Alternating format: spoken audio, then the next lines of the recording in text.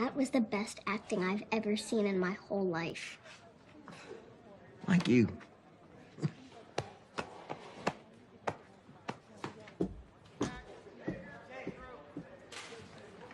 Como Konstantin Stanislavski revolucionou a arte da interpretação no cinema e é utilizado até os dias atuais. Na metade dos anos 50, atores como Marilyn Monroe, Marlon Brando, James Dean e Montgomery Clift foram reconhecidos por uma forma totalmente nova de atuação no cinema norte-americano. Sem dúvidas, um estilo mais emocionante, sutil e naturalista. Pouco tempo depois, se tornou conhecido que esses atores tinham utilizado variações do mesmo método. Métodos estes que foram descobertos décadas antes. Em teatros na Rússia, uma revolução na arte da atuação para o cinema dava seus primeiros passos. Konstantin Stanislavski trabalhava em Moscou como ator e diretor num tempo de grande mudança e inovação. Ao longo do século XIX, performances populares nos teatros eram representadas por categorias como vaudeville, ópera, melodrama e musicais. O teatro era um espaço onde a narrativa era sempre maior do que a vida, quer fosse uma grande comédia de vaudeville ou uma grande intriga do melodrama. O objetivo era que a expressão do ator fosse clara e objetiva. O ator precisava aprender quais gestos e quais maneiras de usar a voz, por exemplo, que permitisse um jeito fácil de ser entendido pelo público. Mas perto do final do século XIX, uma nova maneira de fazer teatro surgiu na Rússia. Nascia o teatro realista, e o líder dessa revolução foi Konstantin Stanislavski.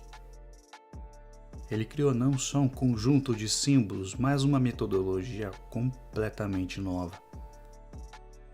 Stanislavski descreveu seu sistema como a arte da experiência. When we grow up,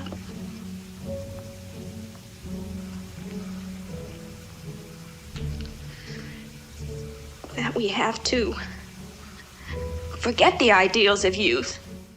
O objetivo desse novo método é focar no ator como um ser de emoções elevadas. You say one thing, he says another, and everybody changes back again! O ator é levado a se aprofundar numa análise sobre si mesmo, assim como seu personagem. Aos poucos, a performance parou de ser sobre uma representação clara e exagerada e se tornou algo mais profundo, interno e sutil. Se tornou sobre ser. Agora, o subtexto e o subconsciente eram obrigatoriamente convidados a fazer parte do trabalho do ator. Uma revolução não apenas em como atores faziam as suas cenas, mas em como escritores e diretores pensavam sobre toda maneira de contar histórias através do drama. Para Stanislavski, a experiência emocional do ator era a forma mais honesta de atuação. Stanislavski documentou os muitos métodos e técnicas que ele criou em livros como A Preparação do Ator, A Construção da Personagem e A Criação de um Papel. Professores como Lee Strasberg, Stella Adler e Meisner adaptaram e expandiram partes do sistema de Stanislavski nas escolas de teatro americanas, ensinando para uma nova geração de estudantes essa abordagem de atuação. O que levou a toda uma nova geração de atores realistas, caindo como uma luva para o cinema de Hollywood. I figured that he must have got you mixed up. But he goes in and out of Oriel all the time, so he can check and clear on any mistake. Stanislavski e o realismo se tornaram parte do DNA do cinema. Embora existam muitos tipos de filmes e muitas formas de estilos que prosperam no cinema, é o realismo o mais significativo. A arte da experiência contrasta com aquela que existia até então. Agora o ator passa a pensar, a desejar, a se comportar e a viver de acordo com a lógica humana.